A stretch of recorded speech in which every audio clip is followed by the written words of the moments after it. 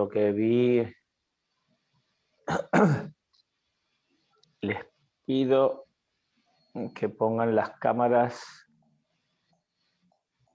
que esté. Bueno.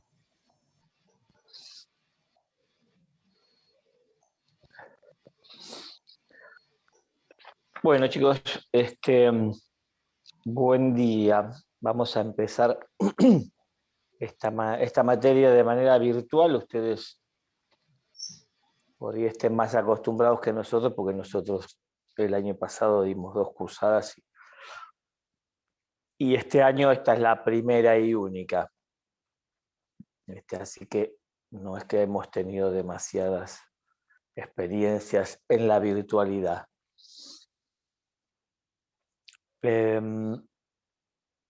La doctora Mora, que es la que se contactó primero con ustedes, Estela, es la que va a estar organizando la cursada. Entonces ahí si hay alguna cosa de índole organizativa la pueden consultar con ella. También puede consultarlo conmigo, pero ella es la que está organizándolo. Y como les puse en el mensaje de ayer, con la doctora España somos los responsables de la cursada. La doctora Mora me dijo que les pasó ya el texto que se va a usar.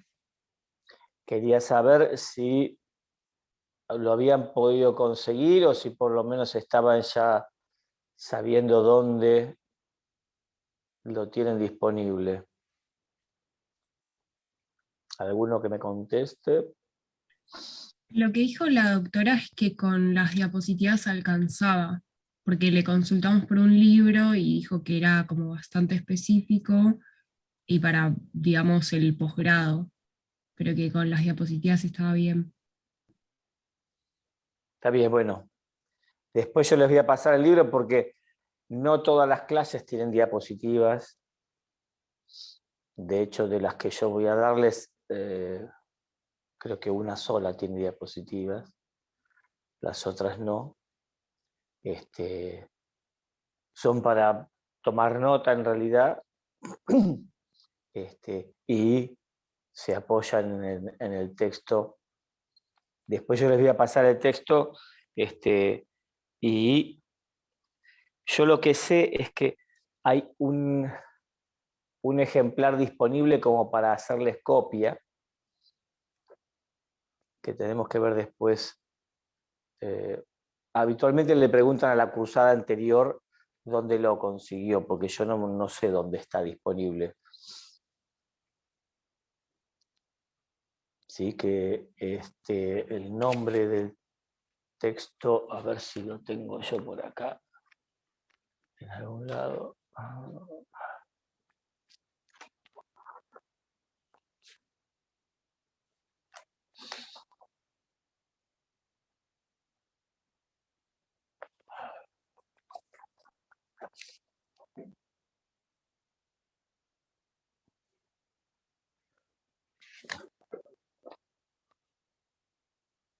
Sí, se llama Problemas del campo de la salud mental.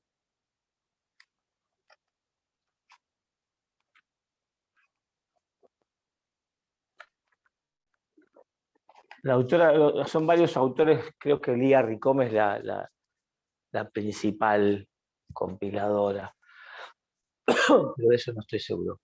Que este es el libro que indica la cátedra. Después, cada docente ha agregado alguna cosa en su presentación, pero el libro básico es ese.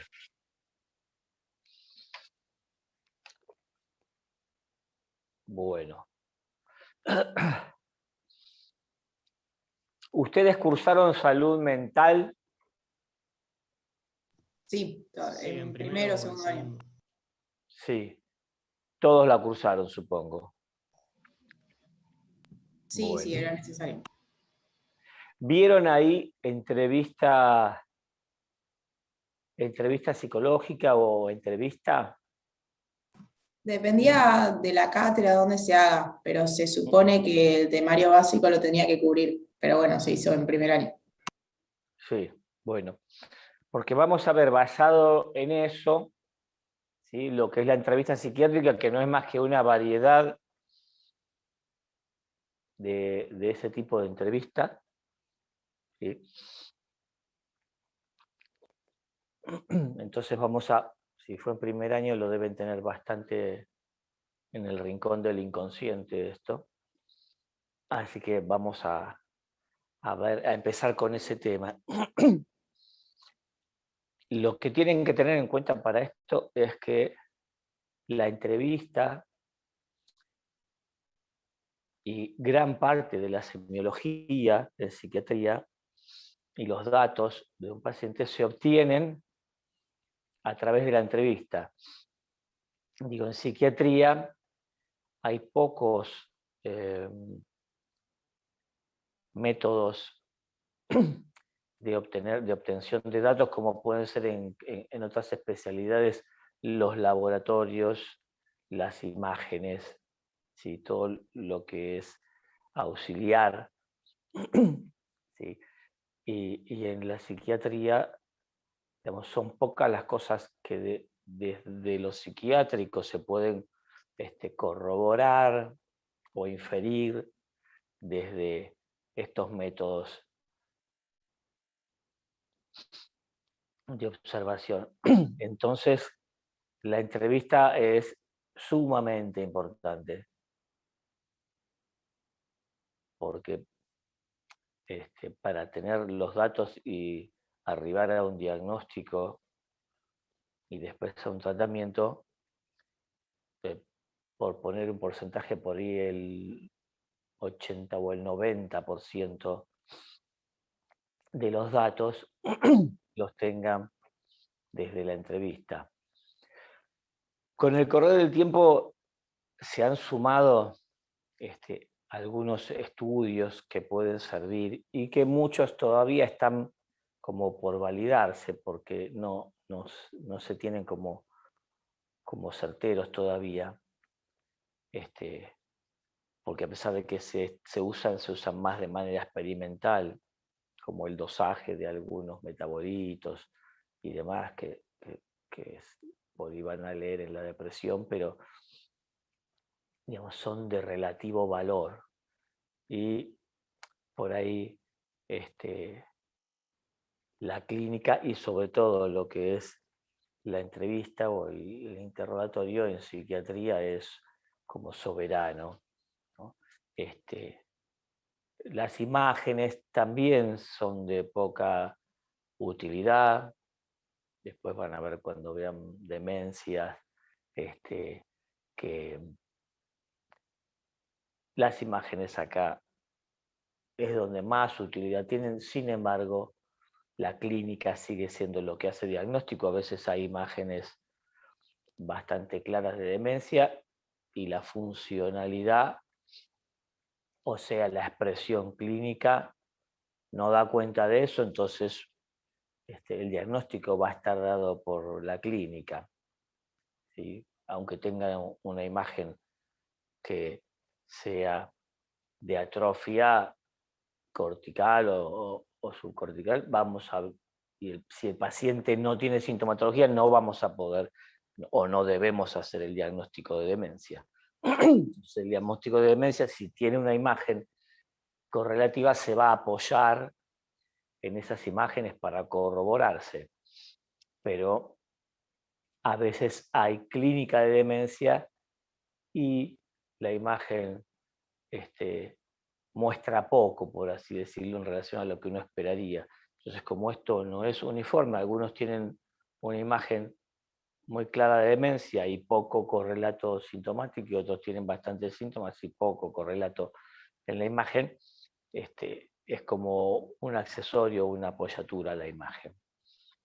Todo esto yo se los digo para volver a recalcarles que la entrevista va a ser la herramienta principalísima que tengan, ¿sí?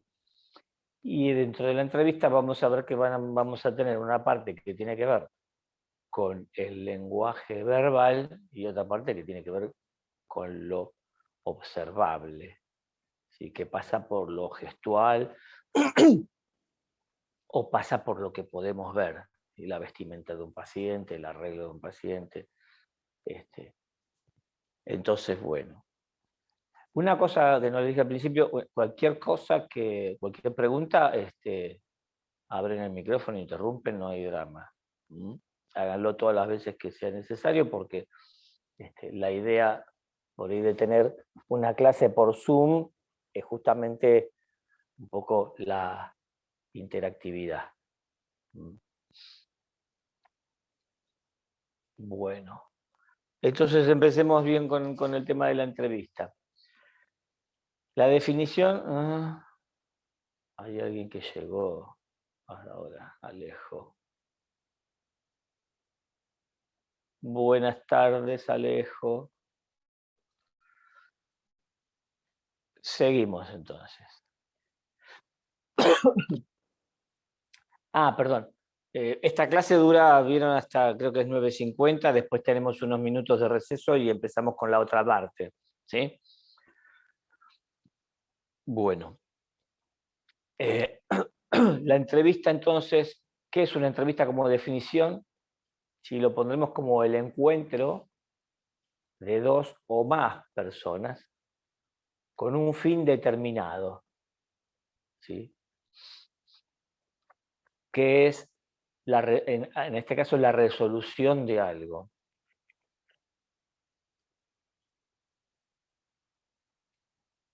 En psiquiatría, digamos que el fin determinado va a ser, para nosotros, después vamos a ver que hay otras cosas, pero para nosotros arribar a un diagnóstico, en principio presuntivo, y a la elaboración de un tratamiento.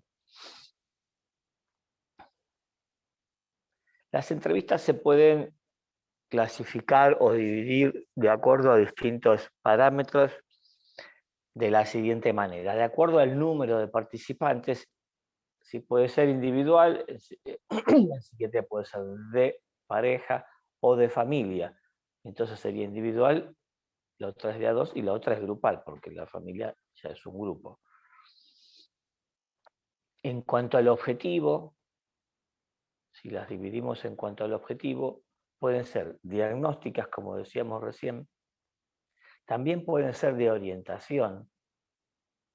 O sea que yo voy a recibir un paciente y no voy a hacer diagnóstico, pero por ahí sí voy a hacer una orientación de qué tratamiento va a seguir en ese momento. En general, para eso llego a un diagnóstico, ¿sí?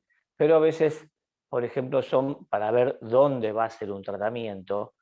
Nosotros, en consultorios externos, a veces la entrevista no está dirigida a un diagnóstico, sino a qué situación está atravesando el paciente para ver a dónde lo derivamos en cuanto a dónde seguir un tratamiento, si es una salita cerca de su casa, si es otro hospital, y para eso por ahí los datos que tomamos no son tanto para elaborar un diagnóstico, sino son más bien como sanitarios, de en qué zona vive, si tiene una obra social, si no la tiene, y de acuerdo a eso los orientamos para seguir un tratamiento, para comenzar un tratamiento en algún otro lugar. También pueden ser para investigación las entrevistas. Si estamos haciendo un trabajo de investigación, por ejemplo, por el uso de algún fármaco nuevo, ¿sí? Los pacientes acá están como muy clasificados, y después vamos a ver este tipo de entrevistas tiene una estructura bastante específica, distinta de la entrevista clínica, digamos, para un diagnóstico, porque acá lo que tenemos que seguir son los parámetros de la investigación, entonces en principio por ahí ver si el paciente entra dentro de los criterios que tenemos de selección para este trabajo de investigación, y después, una vez que empezamos, por ejemplo, a suministrarle la droga o el placebo, lo que sea, al paciente, vamos tomándole otras entrevistas que son para determinar los efectos de lo que le estamos dando. y entonces esto por ahí no tiene ya tanto un objetivo de diagnóstico solamente. También puede ser laboral. Y muchas veces se toman entrevistas para ingresar a todos los trabajos. ¿Sí? También puede ser pericial, ¿sí? Donde alguna persona esté en alguna situación legal determinada, qué sé yo, puede haber algún delito de por medio, y haya que determinar si esa persona está dentro de lo que la ley enmarca como alguien que no tiene problemas mentales, entonces podrá ser procesado y condenado por eso. Eso después lo vamos a ver, la clase legal la doy yo bastante más adelante. O si no, si la persona está afectada por un trastorno psiquiátrico que, por ejemplo, determine que esta persona deba hacer un tratamiento y lo que se llama una medida de protección, que es estar internado en un lugar especial donde recibe tratamiento. ¿Sí? En cuanto a las modalidades, las entrevistas podrán ser abiertas, cerradas o mixtas. ¿Qué quiere decir esto? Las abiertas son aquellas donde el paciente habla libremente. ¿Sí? Entonces yo le pregunto qué pasó, por qué vino, y el paciente empieza a hablar y lo hace libremente. Por eso se llama abierta. La cerrada son aquellas en las que el entrevistador, vamos a empezar a hablar con estos términos de entrevistador y entrevistado, donde el entrevistador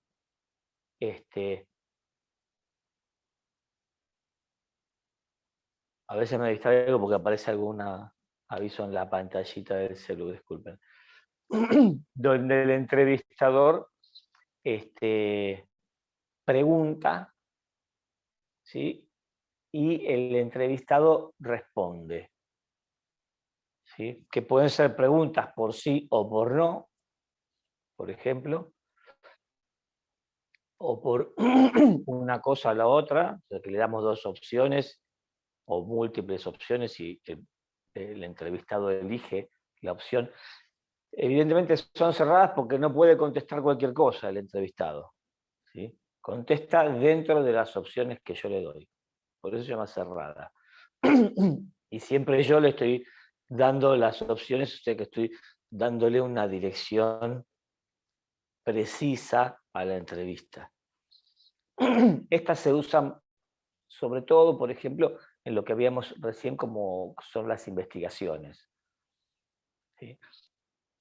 Y entonces el paciente o llena una grilla, o pone cruces, o elige entre opciones,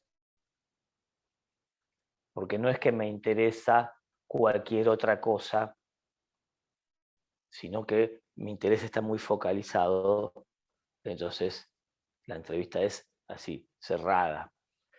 Y por último, la mixta, que es la que usamos habitualmente nosotros para llegar a un diagnóstico, y que consiste en una primer parte que suele ser abierta, donde le preguntamos al paciente por qué vino.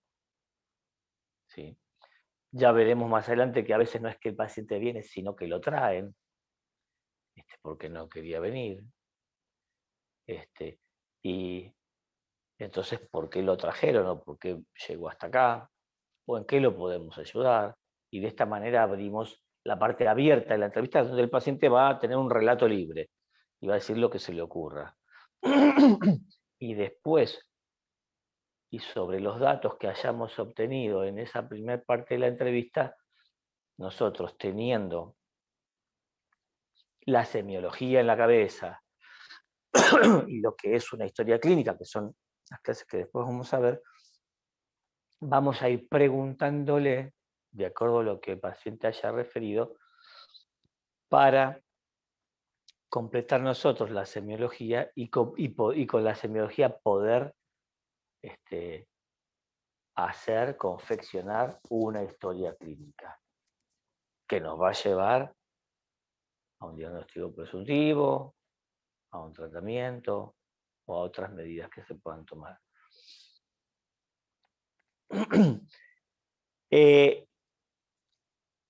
En psiquiatría tenemos la particularidad que no se suele dar o es muy rara en otras especialidades, y es que a veces el paciente no está ahí porque quiere, ¿sí? Y otras veces no sabe mucho sobre lo que le pasa o sabe muy poco. Digo, entonces, por ahí no es como un paciente de los que tenemos habitualmente, donde le preguntamos, bueno, y cuénteme qué le pasó, y el paciente puede empezar un relato que sea fácil de interpretar, ¿sí? Cuando el paciente, como puede ser una psicosis, no tiene la mínima idea de que está enfermo, y por supuesto no tiene la mínima idea de que algo le pasa psíquicamente, y además por ahí lo trajeron y no quería venir. Entonces, obtener datos de estos pacientes no es nada sencillo. Entonces acá el arte de cada uno tiene que salir a relucir y ver cómo uno obtiene los datos, la mayor cantidad de datos que nos pide la semiología para confeccionar una historia clínica, para hacer un diagnóstico. En relación a esto, las entrevistas tienen, digamos, una técnica, una forma de hacerse, que cada uno más o menos puede ir adaptando a su forma de trabajo, pero que uno tiene que tener claro cómo la hace. Dios, no es que voy preguntando así al tuntún o al azar o sin pensar para obtener los datos. Es más, por ahí le diría que es donde más uno tiene que ir pensando, no solo qué datos tiene que obtener, sino cómo obtenerlos. Sí, cómo, qué sé yo, cómo ganarse la confianza de un paciente paranoide que está desconfiando de todo, por ejemplo. Y cómo obtener datos de esa entrevista, donde a veces el paciente colabora muy poco. Y de hecho, muchas veces se consiguen pocos datos, entonces vamos haciendo un diagnóstico presuntivo y vamos constatando o dejando constancia, constando en la historia clínica las dificultades que ha habido en la entrevista, para que se sepa, porque el diagnóstico por ahí es muy elemental en primera instancia. Entonces, la entrevista va a tener una estructura, ¿sí?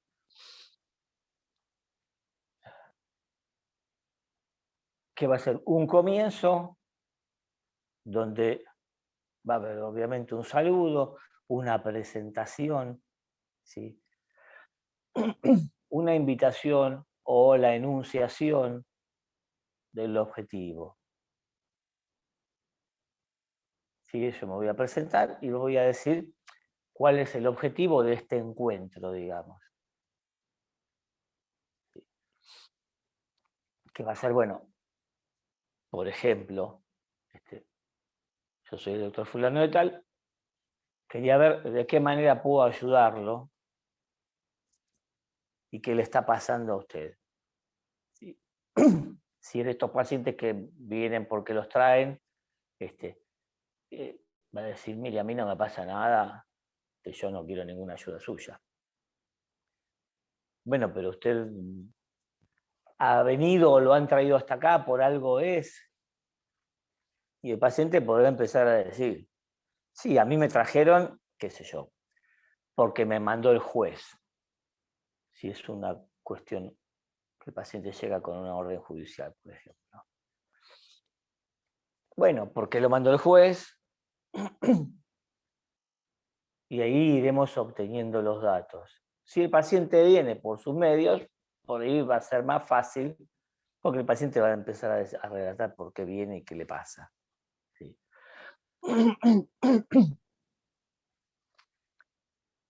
Entonces acá fuimos viendo dos tipos también de entrevistas, que son las que el paciente concurre voluntariamente y las que concurre compulsivamente, o sea, obligado. Nosotros habitualmente podemos darnos un tiempo para la entrevista. En las entrevistas más pautadas, como son las entrevistas cerradas o las laborales, el tiempo forma parte importante de la estructuración de una entrevista. En las entrevistas diagnósticas,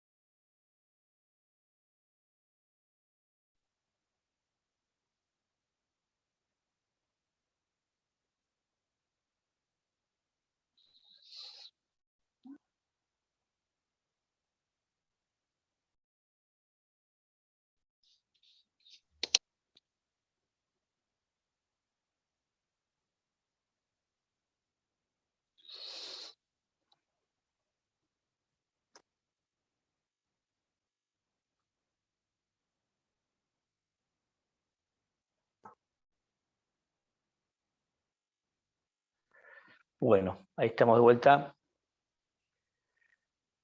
Creo que estamos... Quiero hacer una pregunta. Sí. Es una pavada en realidad, pero en la No, clasificación, según modalidades, hablamos de la entrevista cerrada, y una de esas formas para dirigir, digamos, la entrevista, mencionaba un tema de grillas. ¿Se supone que una entrevista también puede ser, por ejemplo, de manera escrita? ¿Se considera entrevista también o tiene que ser únicamente oral? No, una escrita también sería una entrevista, si cumple con esto que denominamos entrevista, que es el encuentro de dos o más personas con un fin determinado. ¿Sí? En ese encuentro, obviamente para que llene la grilla y eso, nosotros tendremos que decirle distintas cuestiones de cómo llenar la grilla y demás, y esa por ahí va a ser la parte dialogada de la entrevista. Gracias. Vamos a ver, por ejemplo, que un examen es una entrevista también. ¿Sí?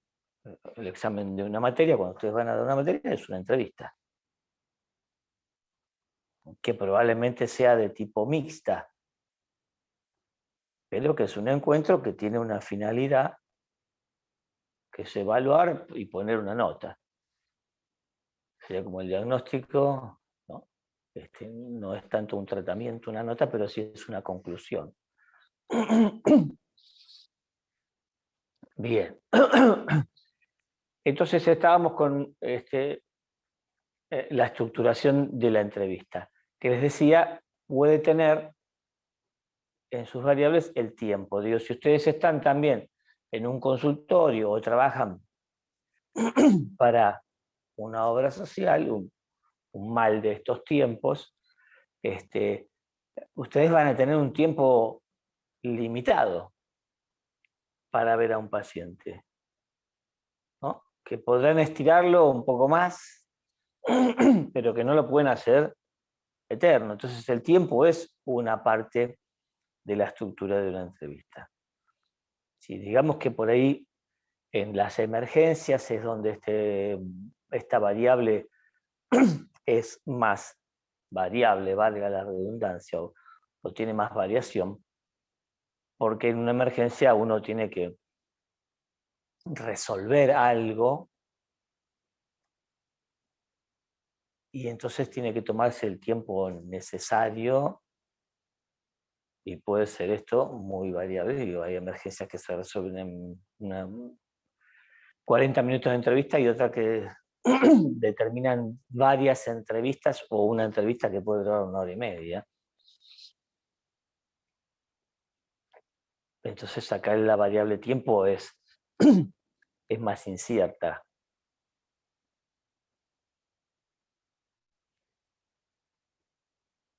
Después vamos a ver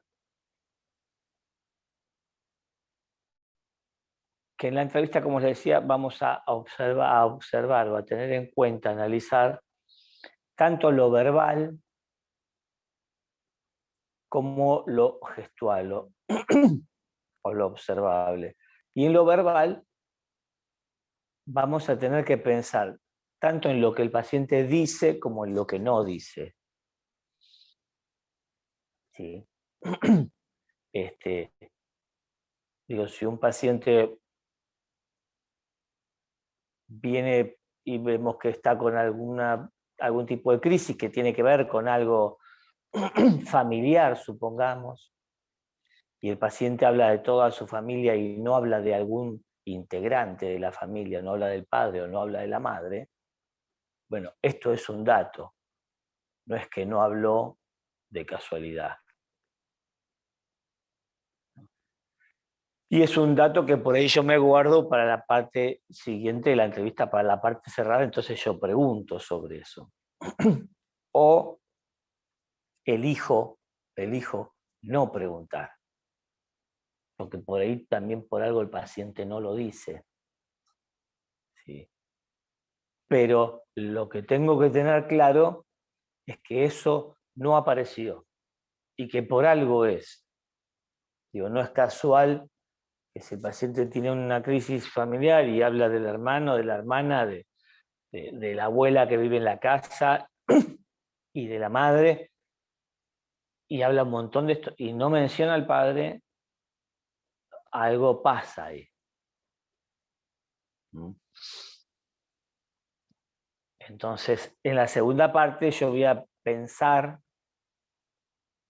si tomo ese tema para abrirlo y cómo, porque si el paciente no lo mencionó, como les digo, es por algo. Entonces, si yo voy a abrir el tema, voy a preguntar por el tema, lo haré sabiendo que al paciente por algún motivo no lo dijo, o no quiere, o le cuesta, o lo angustia mucho. Entonces, voy a ir con cuidado.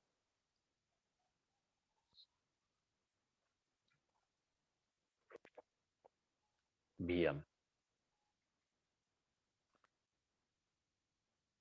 Otras pautas que uno toma en una entrevista, otros parámetros que llamamos, que constituyen también el encuadre, lo que se llama encuadre de una entrevista, que son como las normas que la van a ordenar, que la van a regir. Hablamos del tiempo.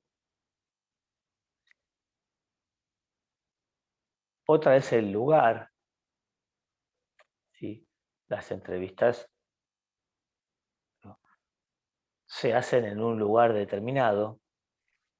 Esto puede parecer una cosa de perogrullo, una cosa absolutamente como lógica, pero no suele serlo. Digo, a veces, bueno, los prácticos no están habilitados en estos tiempos, si no ustedes lo verían. En el hospital, por ejemplo, muchas veces está el desborde de demanda, que las entrevistas se toman en un pasillo o adentro de una ambulancia porque un paciente llegó en ambulancia y no tienen dónde atenderlo, entonces el médico va hasta la ambulancia y sí,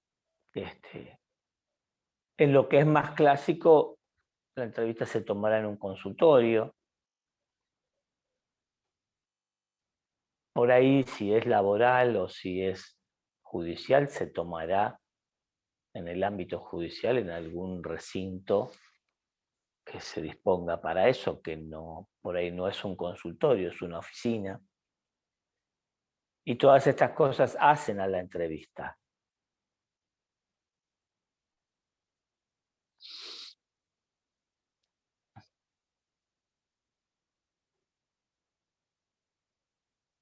También tienen, cuando hablamos de tiempo, un horario de inicio, a veces, ¿no? Obviamente en la emergencia no, pero si están haciendo una entrevista laboral y el paciente está citado a las 3:15 y llega a las 3:30, probablemente sea un dato para la evaluación de la entrevista laboral.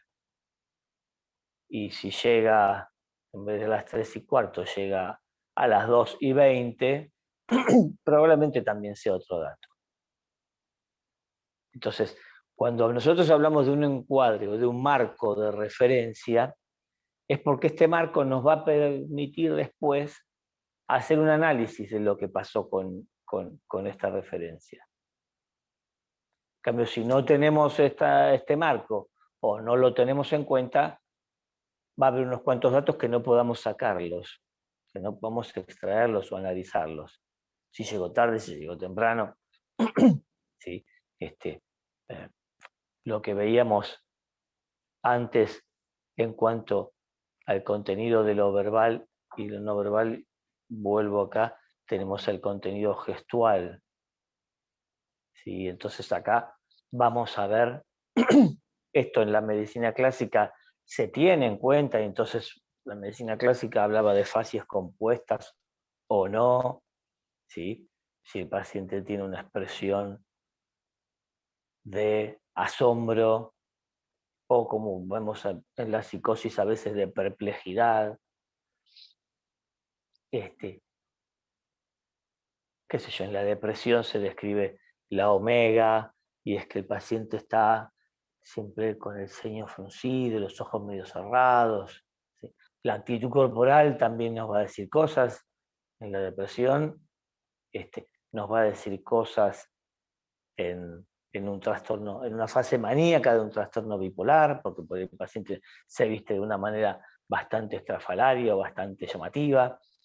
Entonces, todo esto que vamos a incluir en lo gestual, por decirlo de alguna manera, o en lo observable, son datos también que cuando veamos semiología van a ver que estos datos están incluidos en la semiología y en la historia clínica, donde uno pone vestimenta, ¿sí? Aseo.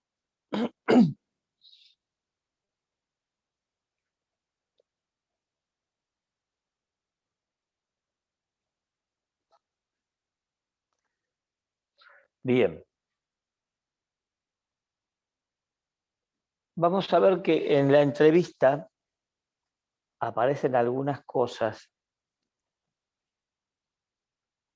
que son datos también, que vamos a llamar la transferencia y la contratransferencia.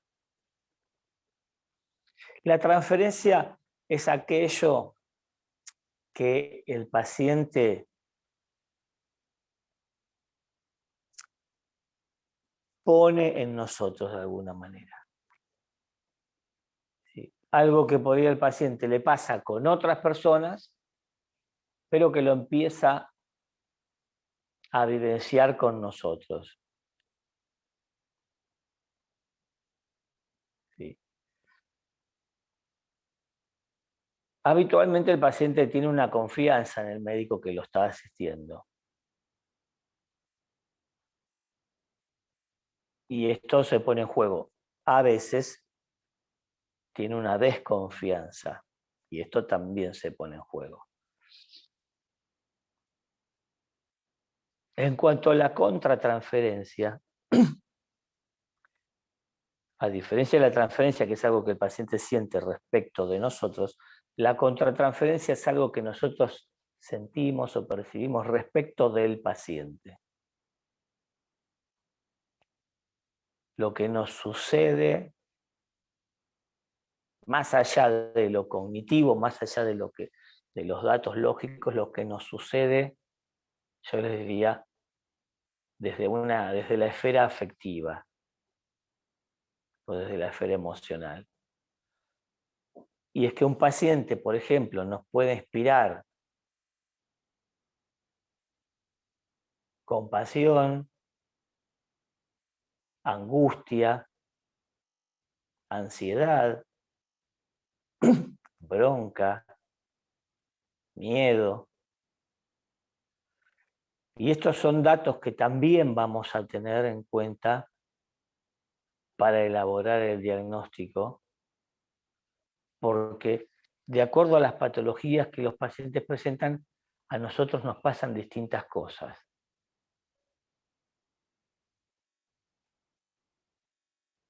¿Sí?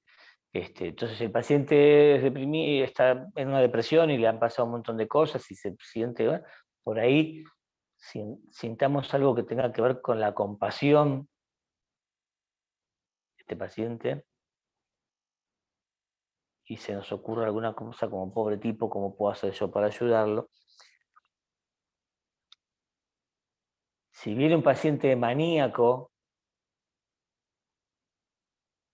que van a ver ustedes que tiene una hiperactividad y un lío terrible, probablemente nos enoje, nos irrite, nos ponga ansiosos.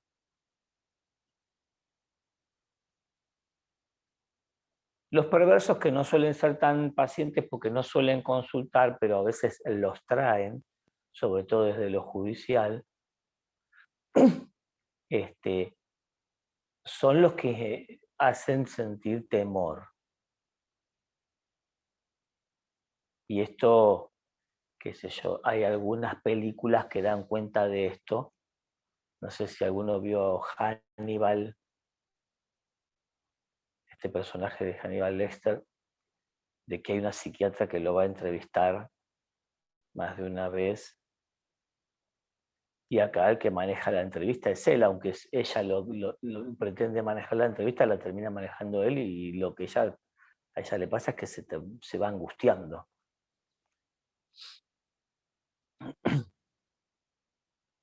Bueno, nos tomamos unos minutitos y seguimos con el otro link en 10 minutos.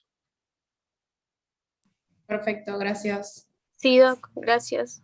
Bárbaro.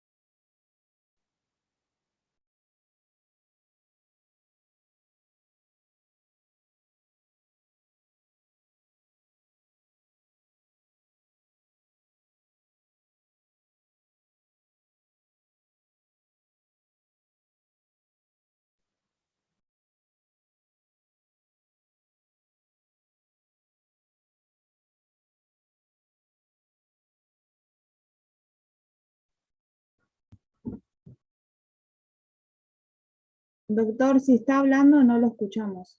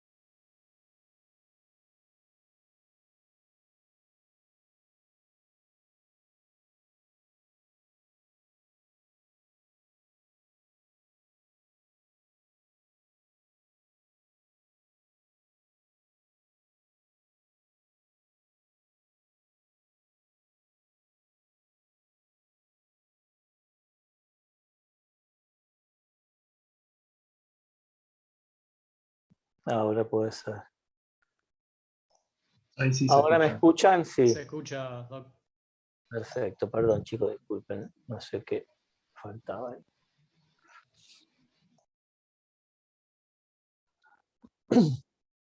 La próxima vez, hoy no tenía la compu disponible, vamos a ver si la próxima salgo de la compu, que es más cómodo.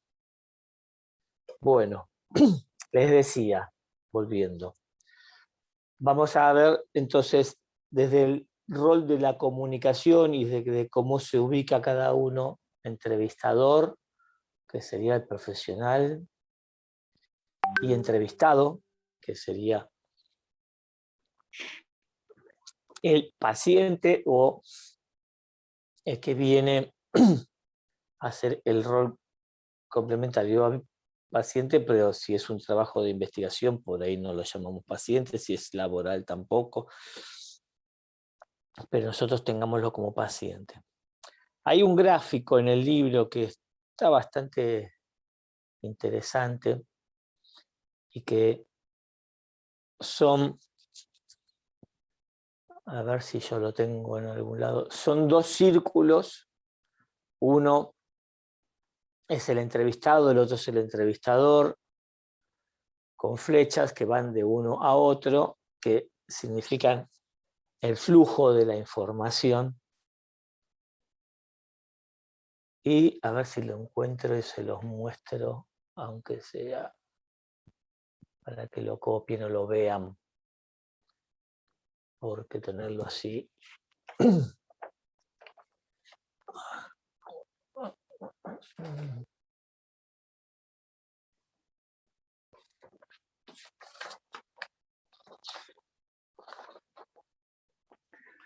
Acá está, vamos a ver si lo pueden ver.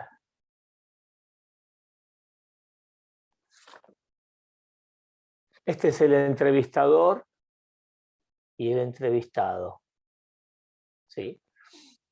Van a ver que en el entrevistador hay un circulito chiquito, en el otro hay lo mismo, y acá las flechas son una que va desde el entrevistador al entrevistado y otra que va del entrevistado al entrevistador.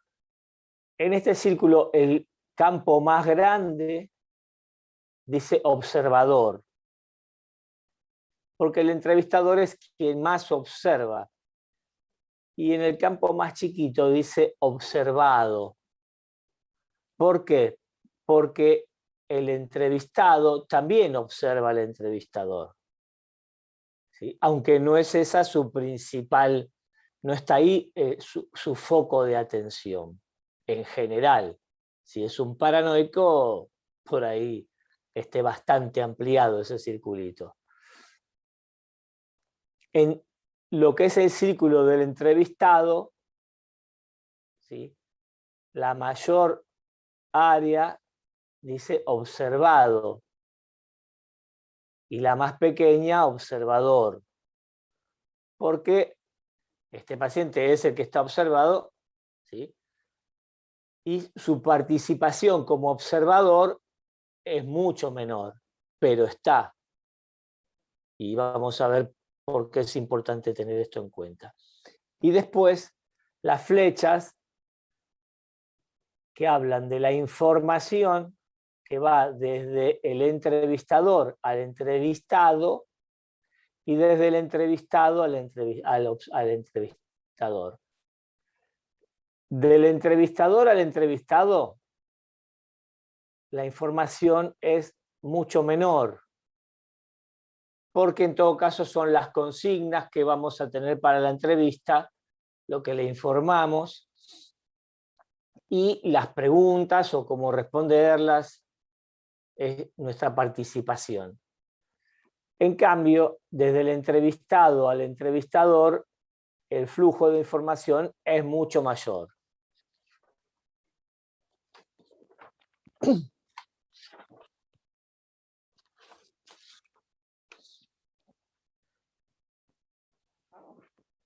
Bien.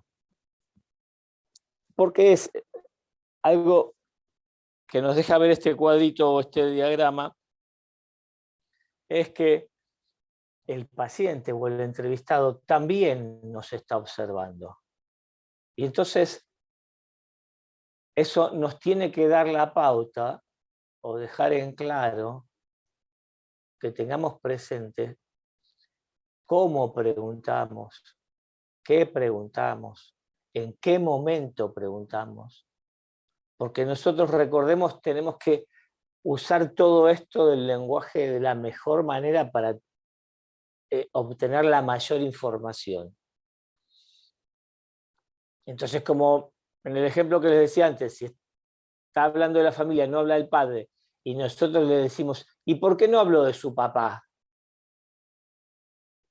Listo.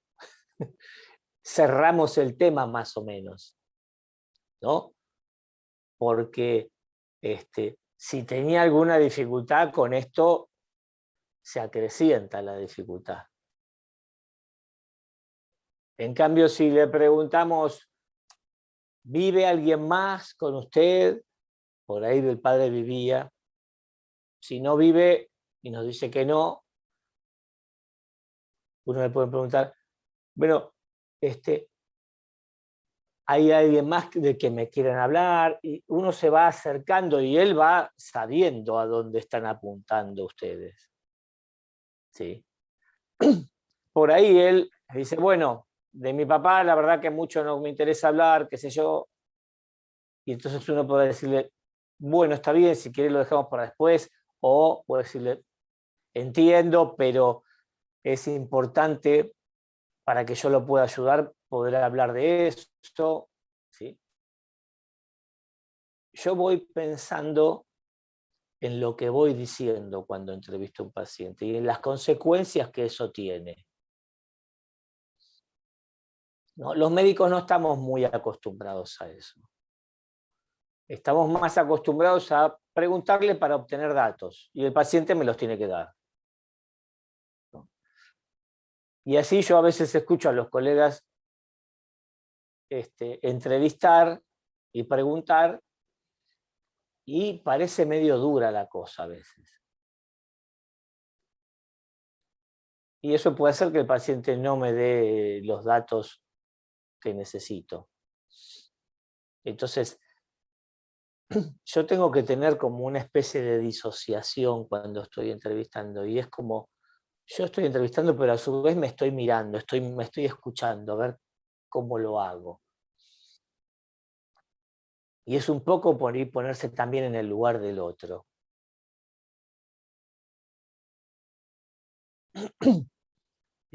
A veces uno escucha, sobre todo cuando los pacientes están en un pase o alguna situación donde hay poca intimidad y se le pregunta por cosas íntimas así a boca de jarro delante de 6 o 7, es complicado.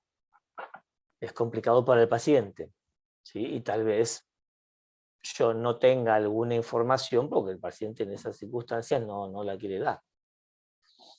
Entonces por ahí me llama después en algún otro momento y me dice, doctor, la vez pasada no le dije porque me daba vergüenza, pero tal cosa. Entonces ahí tuvimos suerte y hubo un segundo tiempo más adecuado para el paciente en el que me pudo decir un dato importante. Y si no tengo suerte, no me entero de ese dato.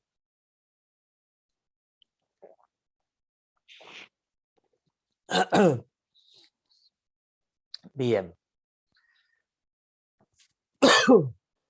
El entrevistador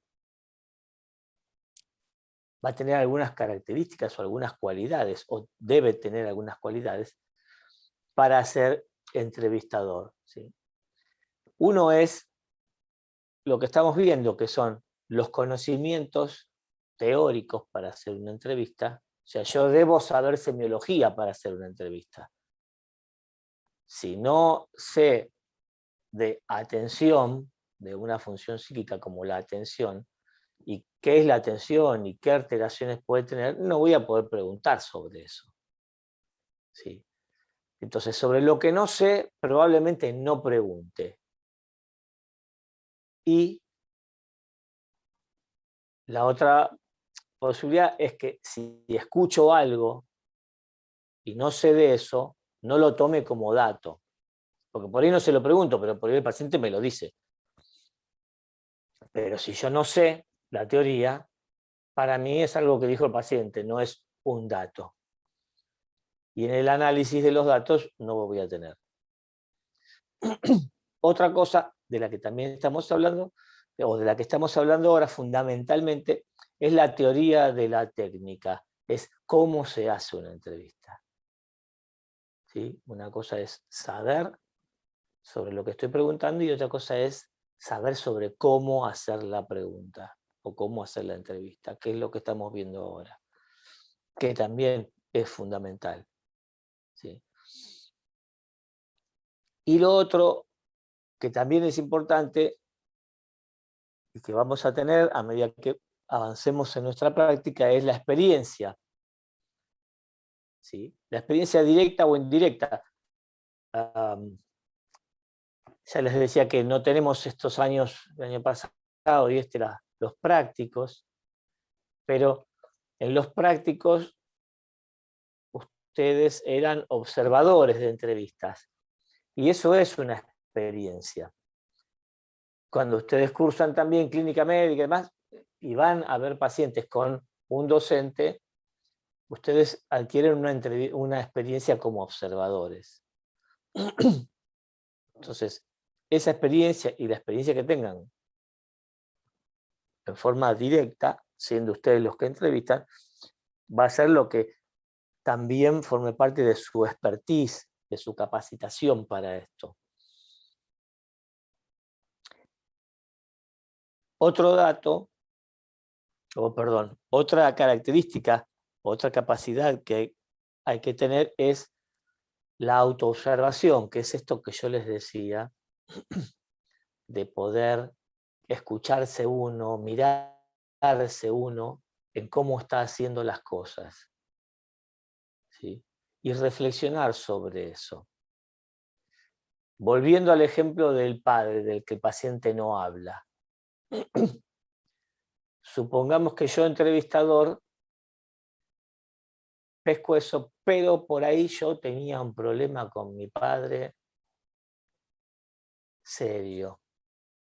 Y a mí me perturba hablar del tema. Y entonces por ahí no lo hablo. El paciente no lo habló, yo tampoco. ¿Sí? Ahora, si yo sé que tengo un problema con mi padre y eso me lleva a evitar el tema, o no me gusta escuchar de historias de padres e hijos que van mal, pero lo sé, podré disociarme lo suficiente como para preguntarle, a pesar de eso, al paciente sobre su padre. ¿Sí? Estas cosas habitualmente no las tenemos en cuenta, pero operan o están presentes todo el tiempo. ¿Sí? A veces la situación es muy burda o muy evidente y entonces podemos percibirlas y buscar un camino para que no sean una dificultad, ¿no? Pero, qué sé yo, imaginemos que en alguna circunstancia de la vida un paciente psiquiátrico nos agredió o tuvimos alguna experiencia complicada o traumática con algún paciente. Y nos toca atender a un paciente. Tenemos que tener en cuenta lo que nos pasó a la hora de atender a ese paciente. Incluso para decir, no lo puedo atender. Porque va a ser mucho mejor eso que atenderlo mal. Atenderlo mal es por ahí no hacer el trabajo correctamente y entonces no brindarle la mejor asistencia.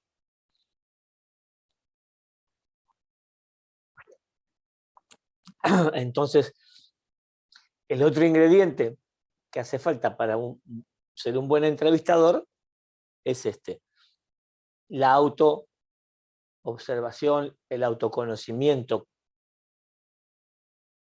y la reflexión.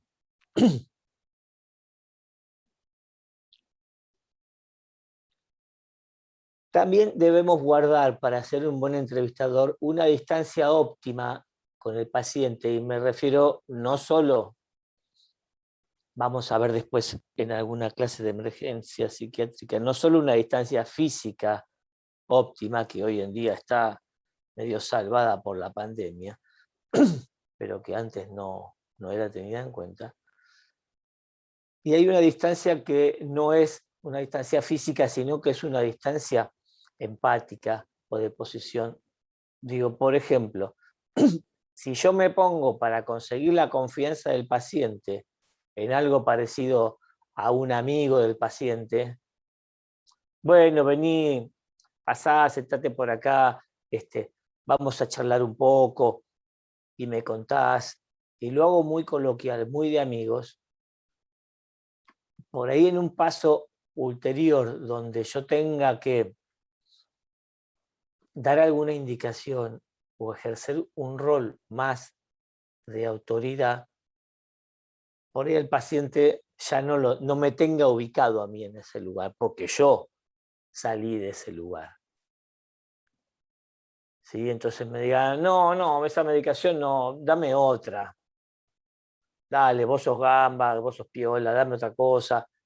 ¿Y cómo hago yo para decirle, no, pará, no te equivoques? Hasta hace 5 minutos éramos amigos, pero ahora yo soy el doctor. Y tenés que hacerlo. ¿Sí? Entonces, los lugares que ocupa cada uno de poder en la entrevista son diferentes. ¿Sí? Pero nosotros tenemos que hacer que la diferencia que hay entre el entrevistador, que está por ahí en un lugar de autoridad por sobre el entrevistado, sea óptimo, o sea, que no lo inhiba el entrevistado, ¿sí? Pero que tampoco lo haga sentirse por arriba del rol del entrevistador o igual. Y esto es mantener como una distancia óptima. Porque si hay mucha distancia, también la comunicación va a ser difícil ahí.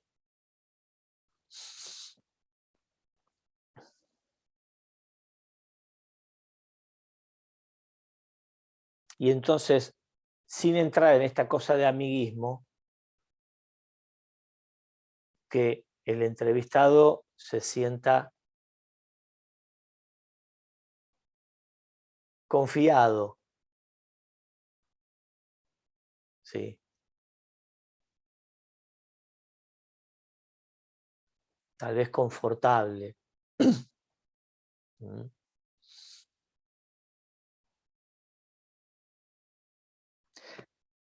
Decíamos antes que toda entrevista es una evaluación. En un examen está más que claro eso, ¿sí?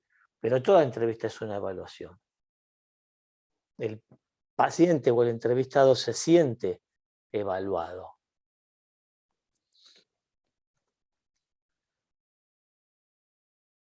Y el entrevistador también. ¿Sí? En el cuadrito, en el esquema que vimos, la parte chiquitita del entrevistador era que era observado.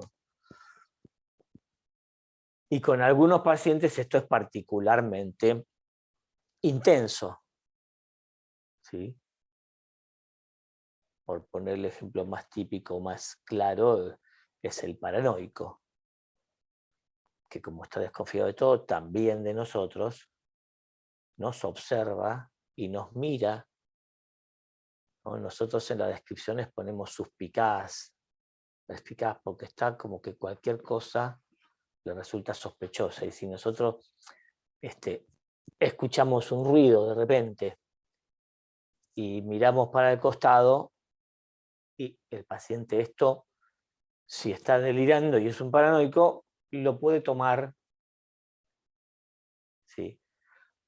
Como que yo estoy escuchando a alguien o esperando a ver si viene alguien por ahí para, ¿sí? Un paranoico siempre está pensando en que lo van a perjudicar de alguna manera, ¿sí? Por supuesto yo no puedo estar quietito como una piedra, pero lo que vuelvo a decirles es, yo tengo que ser consciente de mis actos. de que mis actos y mis dichos en el otro desencadenan algo. Y entonces ser cuidadoso. ¿Sí? Y puedo mirar para un costado, pero si cuando vuelvo la vista el paciente me está mirando raro, yo tengo ese dato de que por ahí es por eso, y después por ahí puedo sacar el tema y tranquilizarlo de alguna manera.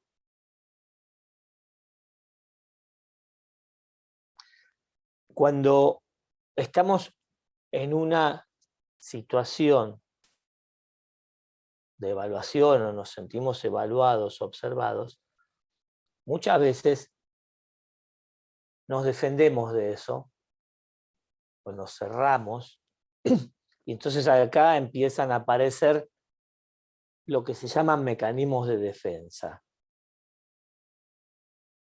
que también son importantes porque, en el caso de los pacientes, los mecanismos de defensa que empleen nos van a servir para llegar a un diagnóstico, porque determinadas patologías tienen un uso más frecuente de uno u otro mecanismo de defensa. ¿Sí? La proyección es un mecanismo de defensa, por ejemplo, y es lo que a mí me pasa, proyectárselo al otro. Y si yo tengo bronca con este otro que me está entrevistando, con otra persona, yo empiezo a creer que el entrevistador me tiene bronca. Yo proyecto lo que me pasa en el otro. ¿Sí?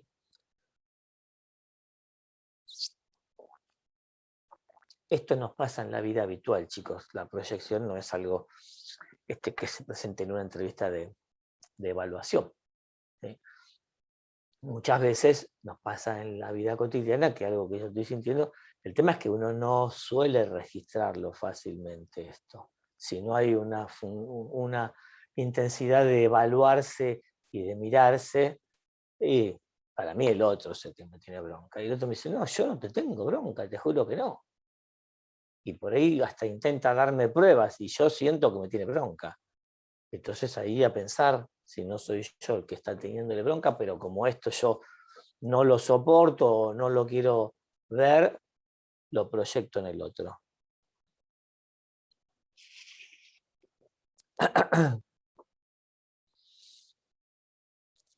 Bien, los móviles de un entrevistador, ¿no? ¿Por qué un entrevistador está en ese lugar? Uno es la curiosidad profesional. Yo soy psiquiatra, quiero saber qué tiene. ¿Sí?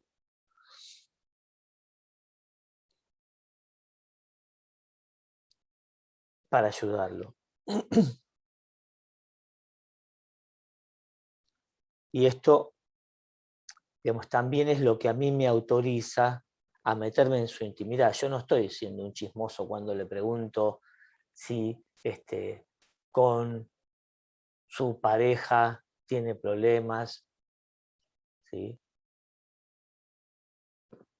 Pero es importante que yo no lo pregunte de chismoso, porque a veces podemos preguntar de chismosos y se nota, o sea, el otro lo puede notar. Porque por ahí venimos con un hilo en la entrevista y de repente, ¡pam!, descolgamos una pregunta y eso al otro le va a hacer perder confianza. Incluso si pensamos que puede ser entendido como algo chismoso, aclaramos, mire, esto yo necesito saberlo por esto y esto y esto. ¿Sí?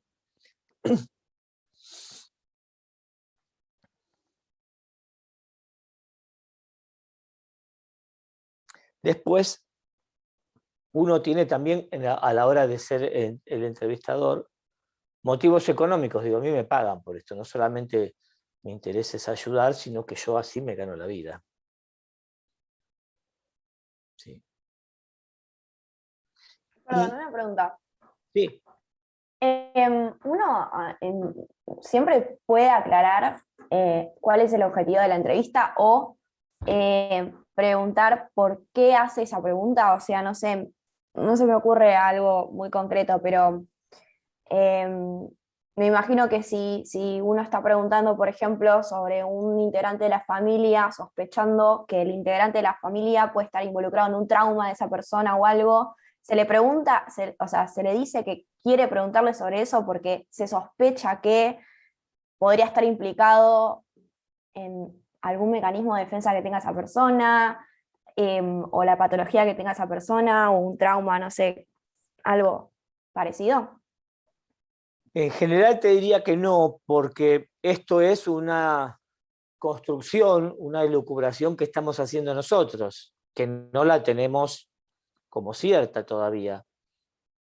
¿Sí? Entonces, le preguntaremos lo que nos parezca de eso, ¿sí? Pero sin decirle de qué estamos sospechando, porque por ahí la sospecha no se corrobora. Claro. ¿Sí? Incluso si la sospecha es tal, pero el paciente no quiere contarlo mucho, estamos poniendo demasiado en evidencia algo que el paciente le está costando. Entonces, por ahí, no. Ahora, si vemos que el paciente entra por ese lado y él nos dice algo al respecto, ¿sí? Ahí podemos ir abriendo un poco más, pero un poco más, porque si nosotros estamos en una fase como de diagnóstico, es una cosa. Si estamos en una fase de tratamiento, es otra, porque ahí sí estamos pensando en reparar y en qué reparar, y entonces vamos abriendo el campo, vamos abriendo preguntas. En la fase de diagnóstico, de averiguación, uno abre hasta cierto lugar, porque también genera ansiedad, pasan cosas cuando uno va preguntando y el otro le preguntamos por el padre, al otro se le van abriendo cosas y va generando cosas. Por eso es que al final de la entrevista, y para bajar todas las ansiedades que la entrevista va produciendo, uno debe hacer una devolución de la entrevista, que sería como el final. ¿Sí? Y es, nosotros nos juntamos o nos encontramos para determinada cosa, y bueno, yo al final le doy algún resultado de esa determinada cosa. ¿Sí? Entonces, qué sé yo, ustedes van a un examen, que es una entrevista, y al final la conclusión más resumida es la nota. Pero muchas veces el docente le dice, mira, tenés un 7, tenés un 8, acá estuviste bien, acá estuviste más o menos, esto tenés que volver a verlo, y hay una devolución. ¿Sí? Si no, queda como inconclusa la cosa. Y las ansiedades quedan, ¿no?, a flor de piel. Y uno se va de la entrevista ansioso o angustiado, y tenemos que tratar de que eso sea lo menos posible.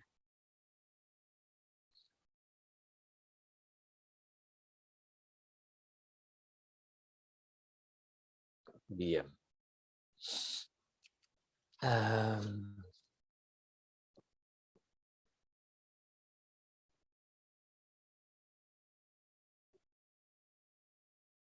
En cuanto a esto que veíamos de la ansiedad, como yo le decía, nosotros estamos disociados para hacer, por un lado, el trabajo que tenemos que hacer, recabar los datos y demás, pero por otro lado también ver qué le está pasando al paciente y qué nos está pasando a nosotros en eso, que no es solamente obtener los datos, ¿no? Y entonces voy a poder pescar si el paciente se pone ansioso, si se angustia, voy a poder observar en lo gestual y también en el cómo habla, porque en el lenguaje verbal no solamente está el contenido,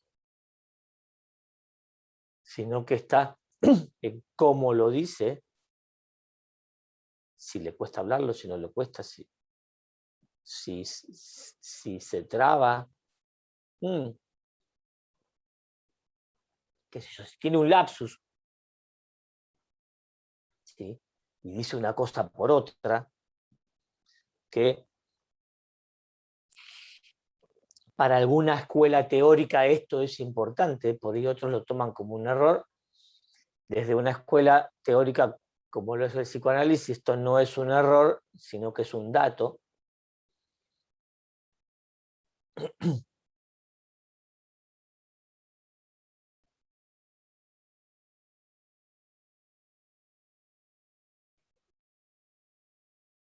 Otra cosa a la hora de hacer una entrevista tiene que ver con que para lograr confiabilidad y comodidad en el paciente, esto que yo les decía, a veces las entrevistas se hacen en cualquier lugar. Hay que tratar de que no sean en cualquier lugar, ¿no? De que para empezar el lugar nos dé intimidad. Si yo hago una entrevista en un pasillo y pasa gente, la intimidad no va a estar. Si la interrumpo porque estoy haciendo la entrevista, viene alguien, me toca la puerta, doctor, necesito tal cosa. Sí, bueno, vuelvo. Esto al paciente lo hace sentir incómodo y por ahí hasta pierde la confianza, porque dice, este no me da pelota a mí, me está prestando atención a un montón de cosas mientras me presta atención a mí. Y si nos ponemos en el lugar de él, pongámonos en el lugar de él y que estemos con un médico, por ejemplo, y entre uno y entre otro, y le dé pelota y le diga cosas así, fíjate en esto, y vuelva y salga y su atención dispersa a la hora de entenderme. ¿Sí? Entonces también hay que cuidarlo esto. Sabemos que las entrevistas, por un montón de factores, muchas veces no son lo que tienen que ser, o no se hacen adecuadamente. ¿Sí? Muchas veces porque no se pueda, no es que no tengamos ganas de trabajar bien. ¿Sí? Yo les diría que muchas veces el sistema nos lleva a no trabajar bien. Y esto también tenemos que saberlo. ¿Sí? Ser conscientes. ¿Sí? ¿Qué sé yo? Si a mí una obra social me pone un paciente cada 15 minutos o cada 20, y yo sé que esto es incompatible con una práctica buena, con una práctica adecuada. Y puedo decir, bueno, listo, yo lo veo más tiempo, total a mí no me lo controlan, a lo sumo me iré 2 horas más tarde al final del día. O diré, bueno, son 20 minutos, cuando pasan los 20 le digo, bueno, chao, terminamos acá, y si no tengo los datos necesarios, mala suerte. ¿Sí? Pero esto yo lo tengo que saber.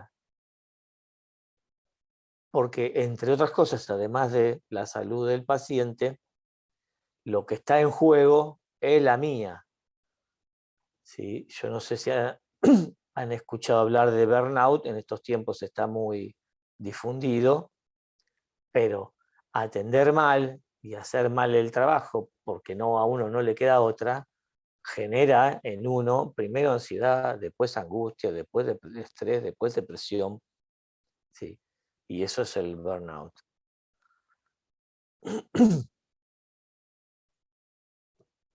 Entonces hablábamos de darle un ambiente propicio a la entrevista.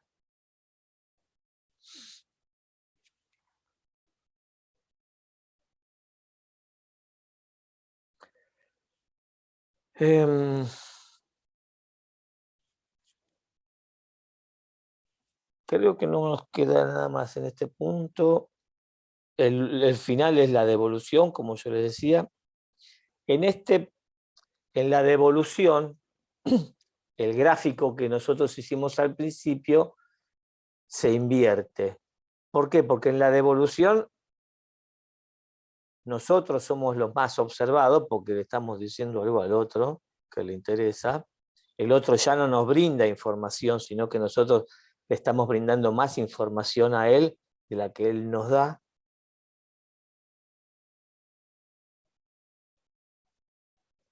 Entonces, por un lado, somos más observados que observadores, el paciente es más observador que observado, y el flujo de la información cambia también, se invierte todo en ese momento de la entrevista. ¿Y por qué es importante esto? Por algo que mencionamos en algún momento, y es que el paciente nos observa todo el tiempo, pero en este momento nos observa mucho más, ¿no? Y es, qué sé yo, si vamos al médico cuando el paciente nos va a dar el diagnóstico, y ahí sí que estamos con todas las antenas paradas, a ver qué dice, cómo me lo dice, y si me pone una cara así o si me pone una cara así, uno está como muy pendiente, y eso el entrevistador debe saberlo, ¿sí? Para no generar más ansiedad o más angustia en el entrevistado, sino que al contrario, tenemos que tratar de que se vaya con la menor ansiedad y la menor angustia posible. Y si es posible, que se vaya sin angustia, porque si viene con la angustia de no saber qué le pasa,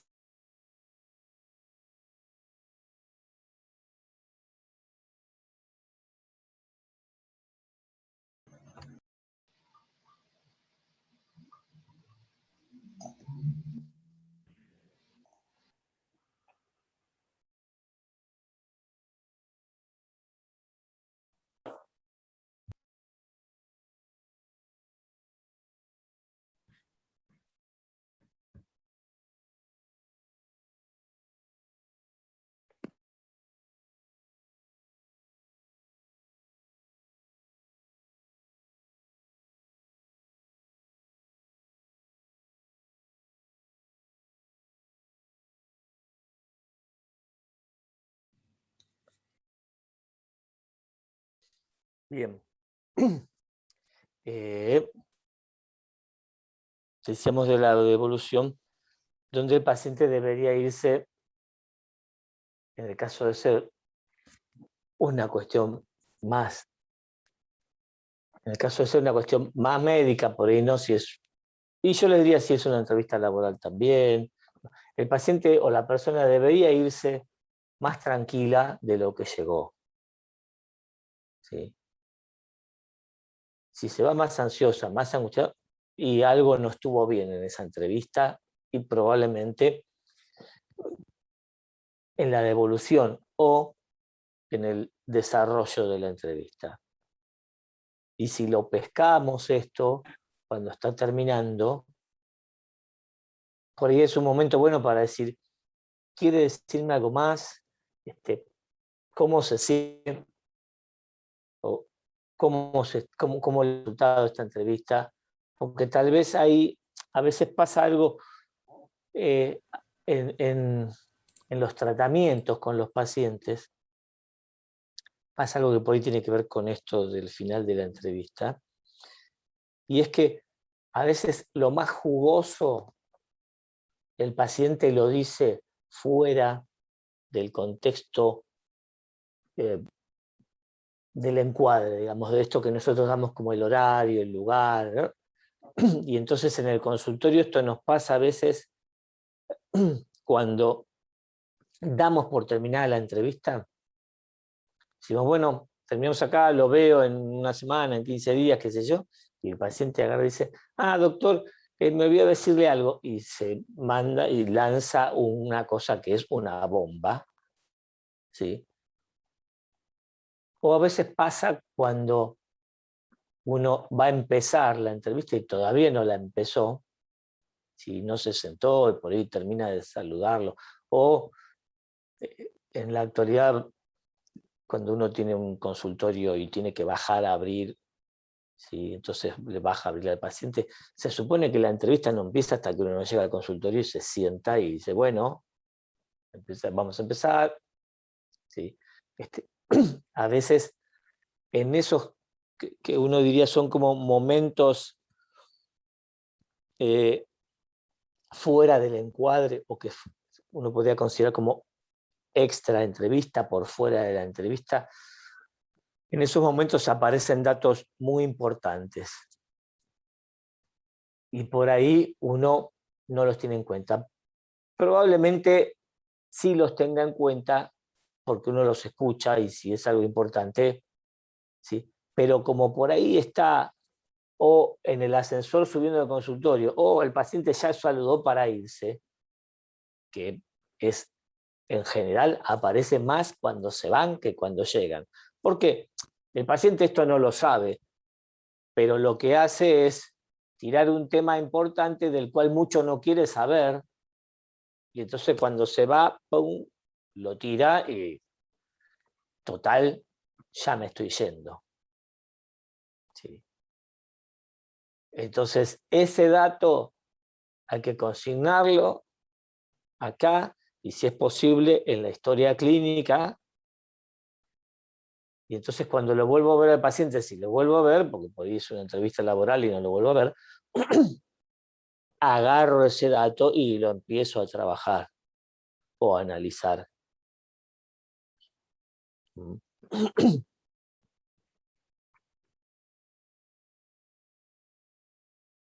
Bueno, preguntas de esto.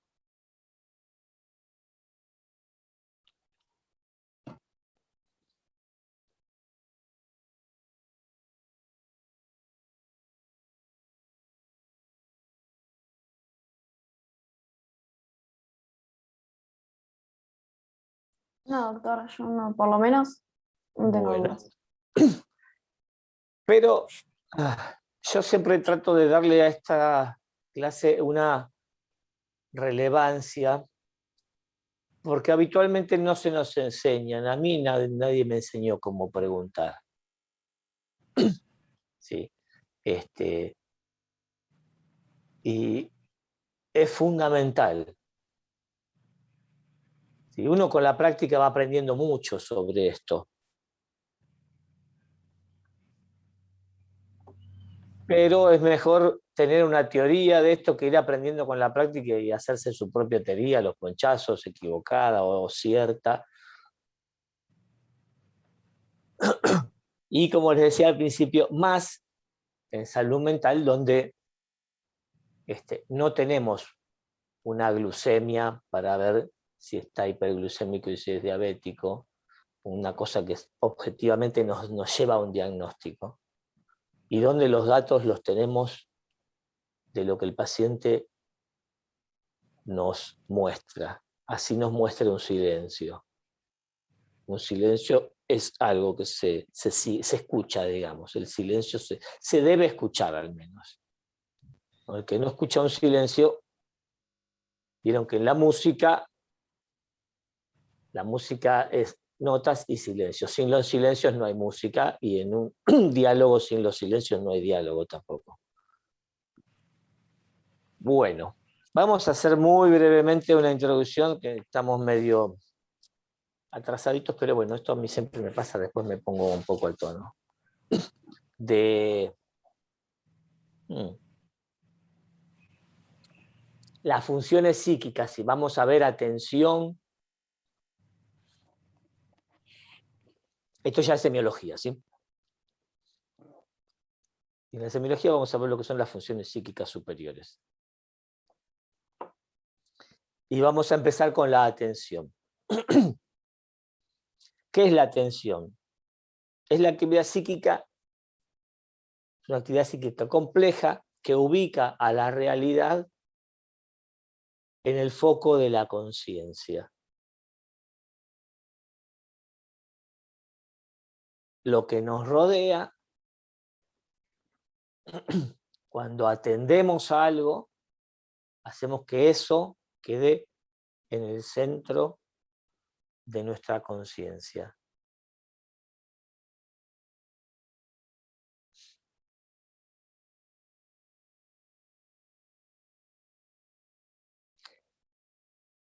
Hay dos tipos de atención. Una es la atención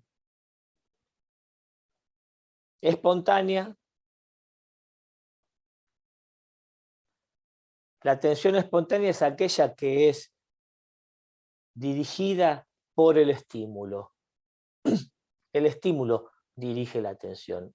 O sea, si yo estoy hablando con ustedes y escucho un portazo o escucho un ruido fuerte, y mi atención por ahí por un momento se va de este punto, que es en este caso la pantalla donde están ustedes, y miro hacia donde escuché el ruido. Y depende de lo que vea ahí, mi atención por ahí sigue ahí. ¿Sí? Como si yo digo, si escucho un ruido y hago así, veo que entra un león a la habitación, a usted no le voy a dar más bola. ¿Sí? Mi atención espontánea se dirigió hacia ahí, pero después cuando determino la peligrosidad de eso, mi atención voluntaria se queda ahí y no vuelve con ustedes. Si es una tontería, mi atención voluntaria vuelve a funcionar y yo vuelvo a la pantalla a estar atentos a ustedes. ¿Sí? Entonces, la atención espontánea es dirigida por el estímulo. El individuo está pasivamente frente a ella, o sea, no decide. Si yo escucho un ruido, no decido si lo voy a escuchar o no. Probablemente, si mi atención voluntaria está muy con ustedes, pueda no darle bolilla a algo. De hecho, cuando uno está atendiendo algo, deja de darle bolilla a un montón de cosas. ¿Por qué? Porque ahí la atención voluntaria es la que está primando, es la que está ejerciendo mayor importancia. ¿Sí? Vamos a ver que hay algunos estados psíquicos en lo que eso no sucede. Por ejemplo, en el síndrome maníaco. ¿Sí? Los maníacos no pueden sostener la atención voluntaria y son como llevados o arrastrados por su atención espontánea. Entonces, si yo estoy hablando con un maníaco y el tipo está como atento a todo, en realidad no está atento a todo, no está atento a nada, porque su atención espontánea es la que está primando y escucha un ruido y mira, y ve pasar a uno y le habla. Es muy, entre comillas, gracioso estar con un maníaco porque es todo esto. En algunas películas ustedes habrán visto personajes de este tipo. ¿Tiene que ver con la paranoia esto, por ejemplo? No lo del síndrome maníaco en particular, pero sí con esto de no poder mantener una atención voluntaria, sino más bien más espontánea. Bueno, también ese es el otro ejemplo donde aparece muy destacadamente la atención espontánea es la paranoia. ¿Sí? Porque el paranoico es como que está hiperatento a todo, en realidad no está hiperatento a todo, sino que no puede concentrarse mucho en algo porque está, ¿sí? Como está sospechando o está perseguido, cualquier estímulo lo lleva y rápidamente lo incorpora probablemente a su delirio. Y si escucha un ruido es que el que lo está persiguiendo debe estar haciendo ruido, debe estar por ahí.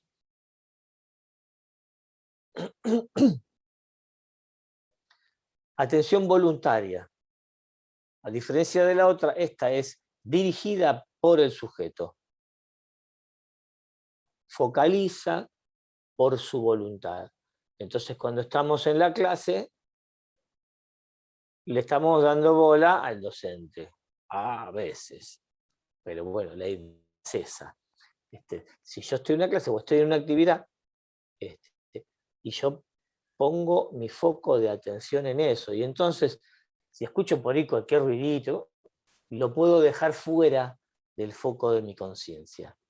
A tal punto que puede suceder algo que yo no me dé cuenta después. Y me digan, ¿no viste que en la clase pasó volando un planeador bajito? Que así, y yo digo, no, yo no lo vi. Bueno, el que lo vio por ahí no estaba tan concentrado, tan focalizado en la clase y lo vio pasar por la ventana, y otros no lo vieron porque estaban con el foco de la conciencia y lo que queda por fuera del foco de la conciencia muchas veces no es percibido, y si no es percibido no es guardado y entonces tampoco se puede después ir a buscar. Cuando veamos memoria vamos a ver todo esto.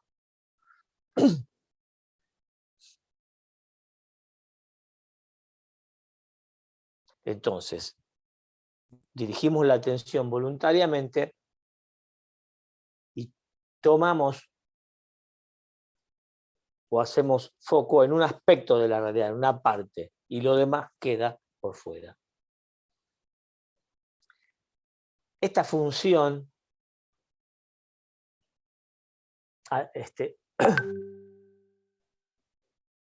la voluntaria puede aumentar con el entrenamiento. Se supone que los individuos, las personas, por ejemplo, que tienen un nivel de formación universitario, pueden sostener la atención más allá de 40 minutos, por ahí 1 hora o más. ¿Sí? Mientras que los que no la tienen, probablemente porque la atención voluntaria se fatiga, si en esto parece un músculo o se hipertrofia o se fatiga, más de media hora le cueste y se empiece a distraer, se empiece a dispersar. ¿Sí? En educación, las clases no son de 40 a 45 minutos de casualidad. Vieron que en el secundario las clases duran 40, 45. Son porque es el tiempo máximo que alguien puede mantener la atención. Después ya empieza a volar. ¿Sí? Cuando uno está entrenado, porque lee mucho, porque tiene muchas clases, eso lo mantiene más tiempo.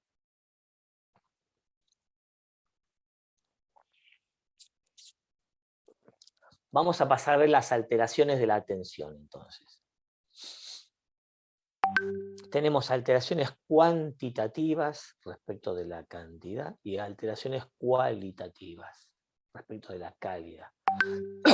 En las alteraciones cuantitativas, primero veamos cómo se describe a la atención normal, que la atención normal es un balance entre la atención voluntaria y la atención espontánea. Digamos que este balance debe mantener una armonía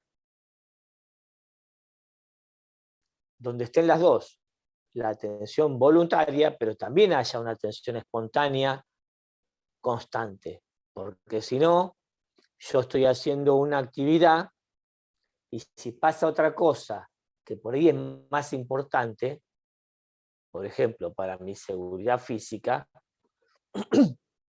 y yo estoy recontra hiperconcentrado y la atención espontánea no funciona, y lo que es un potencial peligro va a ser un peligro para mi integridad, y por ahí nada, si empieza a haber ruidos porque hay algún derrumbe o hay algún incendio y yo estoy atento y no siento el humo, el olor, nada, voy a terminar mal.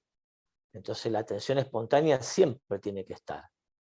Se supone que la voluntaria es la que predomina, pero tienen que estar balanceadas. ¿Sí? Siempre el aumento de una es en detrimento de la otra. O sea, cuanto más atención voluntaria tenga, menos espontánea tengo, y cuanto más espontánea tenga, menos voluntaria.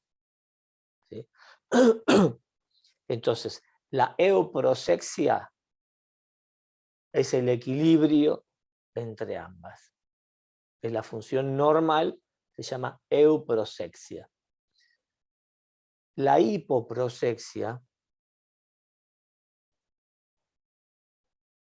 es la disminución de ambas.